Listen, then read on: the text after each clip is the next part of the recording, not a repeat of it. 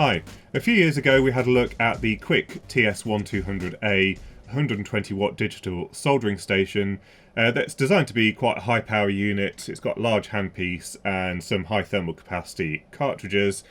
Today we're going to be looking at the significantly cheaper TS11, which is their new digital soldering station rated for 80 watts and for slightly lower power tasks. So this video is sponsored by PCBWay, who offer a wide range of manufacturing services for your project, including PCBs from very low cost prototype boards to more advanced PCBs all the way up to 60 layers, and also with specialist FR4 materials. You can also get your rigid flex PCBs made if you want to make something a little bit more interesting. They also offer a wide range of PCB assembly options. That means getting your PCBs assembled with components on there on both sides of the board, whether they be surface mount or through-hole parts. And they also offer some mechanical services such as CNC machining, 3D printing, sheet metal fabrication, and also when you're making something with a little bit higher volume, you can also get some injection molding done here. So don't forget to visit PCBWay.com. So this is their latest soldering station, and it's named the Quick TS11 Intelligent Precision Soldering Station. Intelligent really, as far as I can see, just because it has a colour TFT on the front, and precision because they are using these relatively small cartridges here. So for reference, this is a JBC C245 cartridge, and they're kind of similar size, just without the bulky thermal mass, as you can see just here. Here's the handpiece, and it is fairly compact. So let's compare it with the Metcal, and you can see the quick one is a little bit shorter than that one. And also, if we look at the JBC T245 handpiece, again, it's shorter than that one. So just on the smaller side, I think similar in line with the JBC T210. It's certainly not as compact as the Metcal ultrafine handpiece that we've got here. The difference between those handpieces and the quick one, though, is this one does feel quite cheap. It's made pretty much entirely from plastic, and that does give it like a really lightweight feel, which some might like, the fact that it's so lightweight, but it doesn't feel like it's oozing quality or anything like that. I think this is made from some sort of glass fibre PA type mix, and then there's a silicone sleeve at the end here which forms the grip that you actually hold on to. Then we've got a sort of cord strain relief just here, just at the end, as you would expect, and then about 1.8 meters or so of silicone lead going to what appears to be a custom connector to go into the station. So I don't think, although this does seem to be similar to a DIN type connector, I don't think you've got any chance of replacing this connector if something happens to it. Here are the cartridges, and these are designed to push into the end here. Now it's just a plain shaft all the way along here, so when you push it in, there's no sort of click to hold anything in place. It just bottoms out, and then it's pretty much just held in there by the tension on the contacts in there.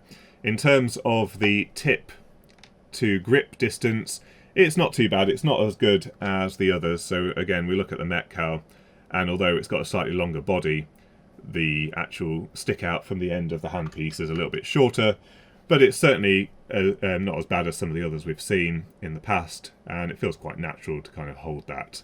And if we have a look at the detail of the cartridge itself, if we can get it to focus, it looks like it's made from two parts. So we've kind of got the shaft here, and then it's crimped at this point just here. So I think we've got the heating element and the temperature sensor up here in the cartridge, which should give us good thermal contact to the tip when we're doing our soldering. And then here's the stand for the handpiece, and this one has no electrical connection to it. In order to put it into sleep mode for when you're not using it, it has a vibration sensor in the handpiece. The handpiece cradle itself is quite weighty. It's all made from metal. We've got some places to store the spare cartridges at the top here. We've got silicone inserts just here for where you put in your handpiece, and also for the brass wool. No sponge pad on this one, but I know there is sort of an industry trend towards moving away from those sponge pads because they do have a tendency to contaminate the tips and cause damage to them. So brass wool these days is the preferred method. Other than that, there's not really much to say about it. It's got some rubber pads on the bottom here, and there's no additional weighting in it, but it is heavy enough just that it's not going to slide around on the bench. The unit is fairly compact. I think it's about 120 millimeters wide. 150 deep and then 92 millimeters tall, and it does feel really quite heavy. It's about 1.8 kilograms, so I think there's a proper transformer in here. And also, if we look at the back, we can see this is a single input voltage, 230 volts, 90 watts here. So that does indicate there's a proper transformer in here, just with a single primary winding. We've got the IEC connector on the back here with a fuse, a proper power switch. This one's located at the back, although I believe you can put it into standby from the front. And then we've got our earthing point to connect to our equipotential bond for our ESD. Now, I think it says on the website that this thing's made from alloy, but as far as I can see, this is made from plastic. Maybe it'll become apparent when we take it apart, but from what I can tell, all of this is plastic around here. On the bottom, we've just got a couple of vents here to allow some airflow through, and then the airflow comes out of the back, so just allow passive cooling of the transformer and the electronics. Other than that, there's just 4 rubber feet on the bottom, and if we remove those, there's some screws at the bottom to get inside. When we looked at the quick TS1200A, which was over double the price of this unit, it was all fairly bare bones inside. It was very nicely assembled, but there certainly wasn't anything where they'd gone above and beyond in terms of the electronics. So let's take a look inside this unit and see how this one compares. And it looks like the same story here, so quite nicely assembled. They've separated the mains from the extra low voltage section, so all the mains wiring is at the back. So the mains comes in, goes to the switch, and then to the primary windings at the bottom of the transformer just here.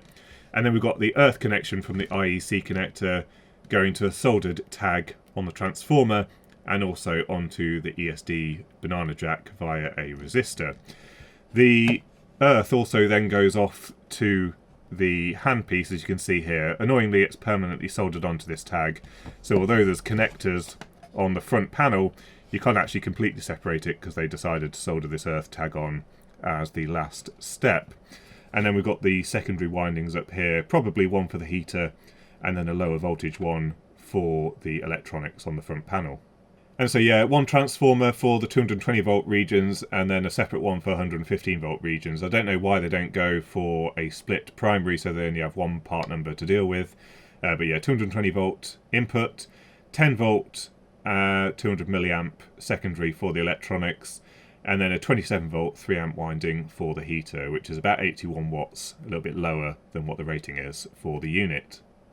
Here's our front panel PCB, and our 10 volt supply is going through just a single diode, so we're just halfway rectifying the AC waveform, and then that goes down here to this capacitor into a DC to DC converter for a 5 volt supply, which probably powers the backlight for the TFT as well.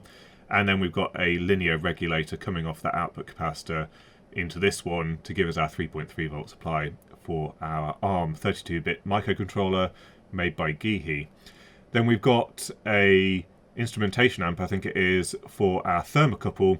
So this one is doing the conversion so that we've got the right dynamic range for the ADC input on the microcontroller. And then if we look over here, we've got a triac here which is doing the AC switching. So we are switching the 27 volt AC waveform directly in full or half cycles, which means that we don't have loads of sort of switching noise that you'd normally get with chopping up DC. It also means we don't have to have any large capacitors or anything like that on the 27 volt supply because we're switching the AC waveform directly, so that gets rid of quite a lot of bulk on the main PCB. And then I think what we'll be doing is some zero crossing detection with one of these transistors here so that it knows when to do that switching for the triac. So everything on there all looks quite nicely made, certainly no problems with it. And then we've just got the programming header to enable this to be reprogrammed if anyone is interested enough to trace it all out and write some custom firmware. Right, let's have a look at the user interface. So we'll power it on with the switch at the back.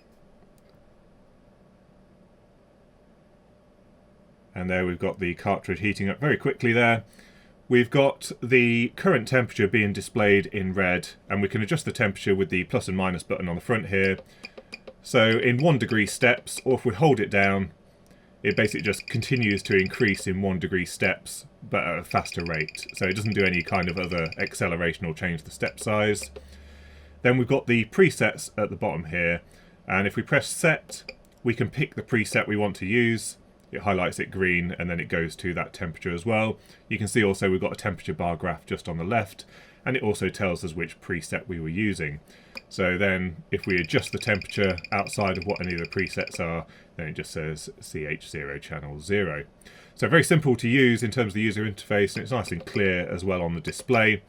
We can also power the system down from the front panel. So if we hold the power button down, it goes off, and if we hold it again, it powers it back up. Now there's no indication that the system's in sort of a power off mode from the front, not even any standby type symbol or anything like that. So it literally shuts it off, and you've got no idea whether it needs to be powered on from this or the button at the back.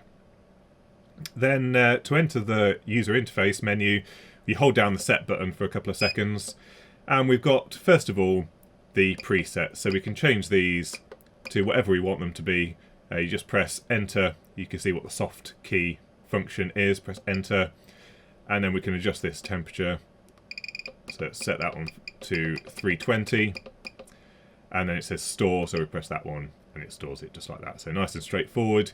We can scroll through the menu with the plus button, and we've also got things like turning off the sounder in the unit so it doesn't beep.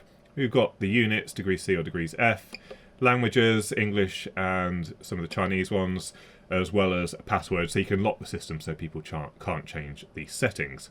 Then we've got close time, sleep and sleep time. So sleep is where it kind of goes into a standby mode. It doesn't change it to a setback temperature, it literally just turns off the heating element after a given period of time. So you can turn that feature on or off, and then you can set how long it takes to actually do that.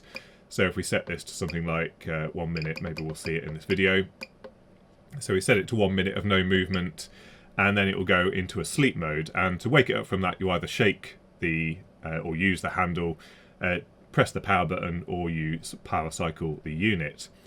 The close and close time is where it actually physically shuts the unit off as if you had held the power button. So on and off, and then how long before it goes into that mode. So after 60 minutes of the system not being used, it will turn off, and then you need to use the power button to power the unit back up.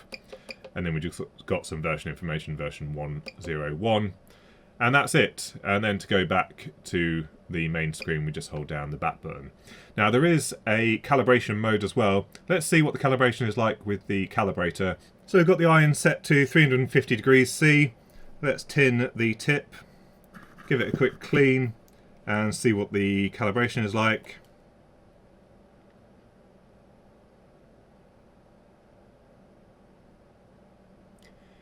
And it's jittering around a little bit, but it's pretty much there, just a couple of degrees off the 350 degrees. So not bad at all. But if we did want to calibrate the system, we hold down the plus and minus button, and then we're able to change what the actual temperature was, and then it will automatically compensate for that. We'll try soldering some pads now. It is rated for 80 watts, but these cartridges are pretty small, so it'll be interesting to see how much power we can actually deliver. We've got the power meter on here, so let's turn it on. And let's see how much it uses while it's heating up. So a decent chunk there while it heats up, 111 watts or so, and then down to around 44 watts or so, just peaking there as I tin the tip. So let's try and solder a few pads here.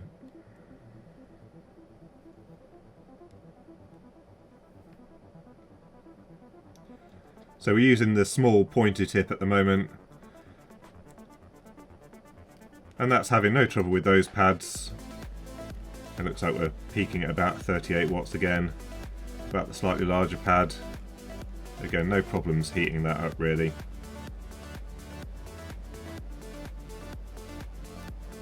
Yeah, that's fine, let's try one of the bigger pads.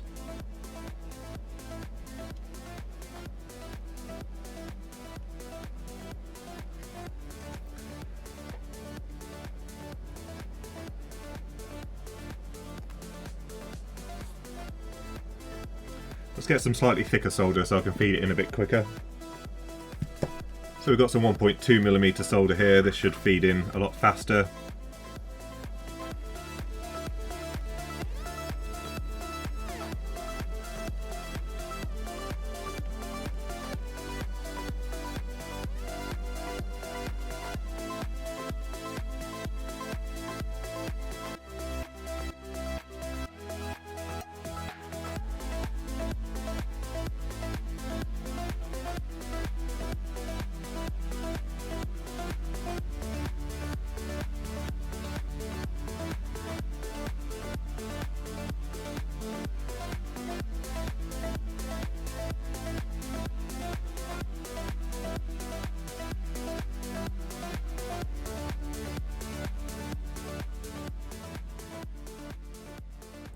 Next we've got a PCB with quite a lot of thermal mass, so it's a 4-layer board with solid planes for layer 2 and 3, and then the square pads for the layer 1 and 4, and it's stitched to those other layers with these wires all around the outside.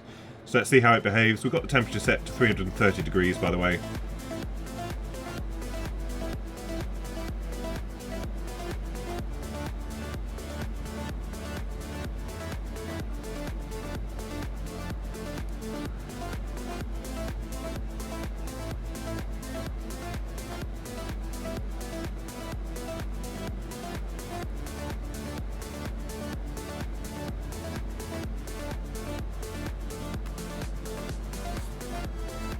Not doing too bad, a little bit sticky there, but it's not really peaking at powers much higher than 45 watts.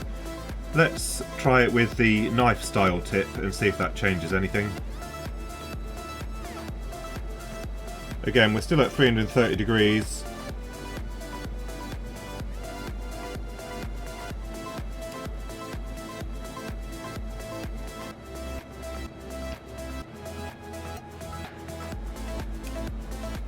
And that seems to be heating the pad quite nicely with the knife tip. The average power is still pretty much bang on 40 watts.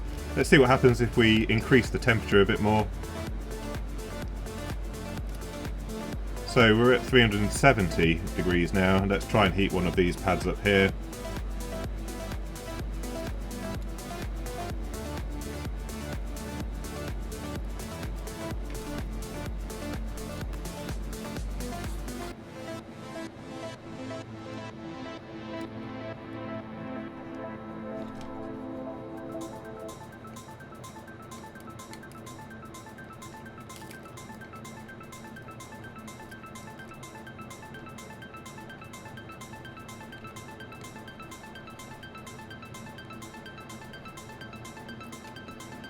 And yeah, it's struggling a little bit, but probably as much as we'd expect from a small cartridge like this. Let's try the one next to it.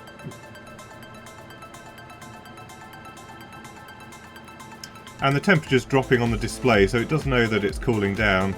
Let's increase the temperature a bit more. This is 380.